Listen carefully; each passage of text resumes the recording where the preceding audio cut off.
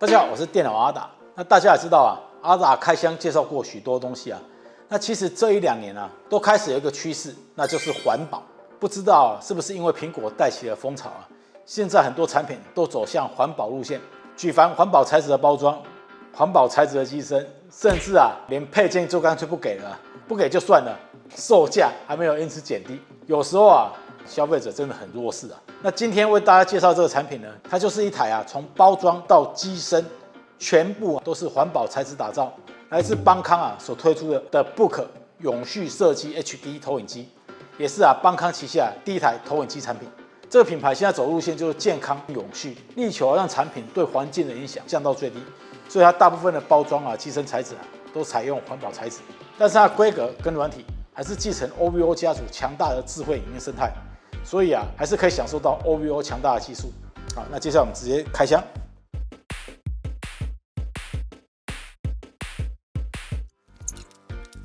最上面呢，就是我们机身本体、遥控器、电源线、变压器，它的包装全部都是环保瓦楞纸材质。TheBook啊，第一手拿到的时候啊，最令人难以忽视的就是它的体积和重量。它的外形啊，就跟一本书一样，小小的体积啊，配上只有630公克的重量，带它出门啊，绝对不会嫌重。会有如此轻巧的重量啊，环保材质功不可没。全机采用了100%的环保材质，机身材质摸起来啊，有点像树脂，那单手拿起来啊，也非常的轻巧。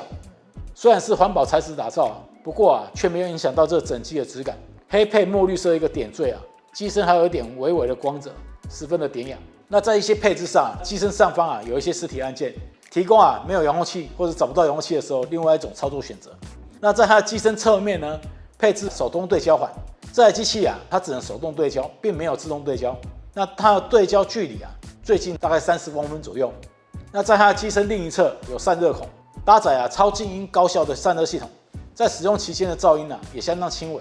那它的连接副啊，则是在机身后方有电源孔、HDMI、2组 USB Type A 连接副、3.5mm 的音讯接头。就投影机来说啊，这样的配置已经相当够用了。不管是你啊是要外接喇叭，或者是键盘滑鼠，它都能够处理。喇叭部分呢，只是配置在机身后方，搭载5瓦单体喇叭。音效表现如何？大家可以听看这一段的音效表现。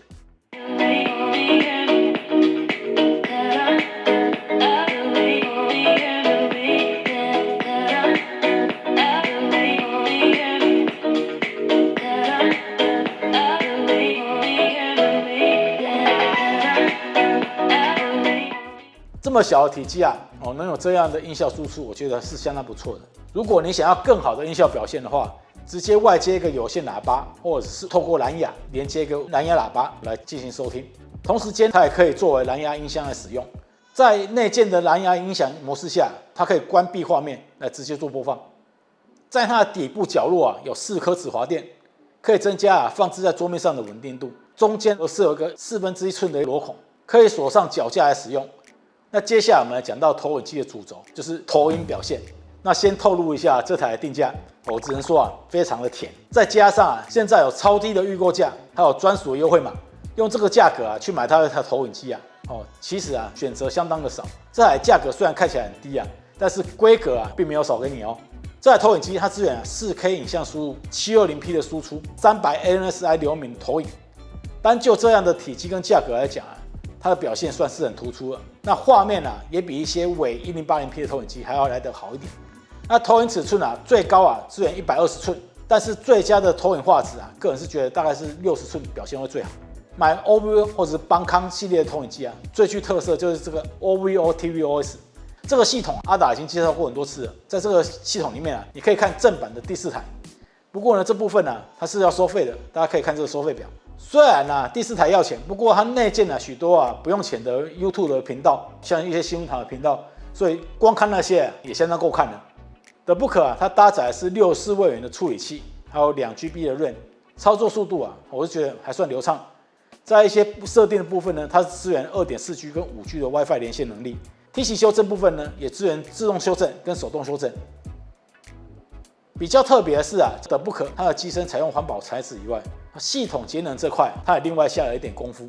设定好时间之后啊，如果你忘记关机啊，或是你看到一半睡着了，的不可也会自己自动关机，减少不必要的能源消耗，也不会白白损耗投影机的灯泡寿命。另外还可以开启节能模式，在这个模式下，它的功耗就会稍微的降低，亮度也会稍微比较低一点。那换来的是更低的能源消耗，对于节省电费来说，其实也是相当有帮助的。在影音 APP 部分它内建有 YouTube， 又有正版的 Netflix、Disney Plus。看不够的话，也可以在市集里面下载其他的影音软体。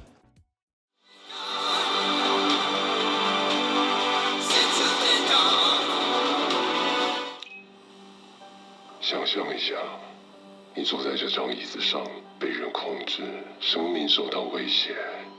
但你手在输入部分除了一般常见的 HDMI 可以做有线的连接以外，你也可以透过内建的无线投影来进行画面的投影。它支援手机、Mac、笔电，还可以透过 eShare 的 APP 来进行画面投影。最后一个功能是阿达觉得相当贴心的，就是长辈模式。那大家也知道说这种投影机虽然说我们年轻人看是 OK 但是实际上它的操作界面字并不是很大，对一些老人家来说就感觉会比较吃力。你只要打开长辈模式所有的字体都会随之放大，要看什么功能相对来讲也就比较不会那么吃力。那看完这台邦康的 Book 的介绍，如果你正在找一台规格适中、价格又很佛心的投影机的话，那这台我是相当推如果你不想使用这颗重变压器你也可以另外加购 PT to AC 的电源线，也是一种不错的选择。那以上呢，就是在邦康的 Book 的分享。我是电脑阿达，如果喜欢这段影片，就帮按赞、订阅跟开启小铃铛。我们下次影片见，拜拜。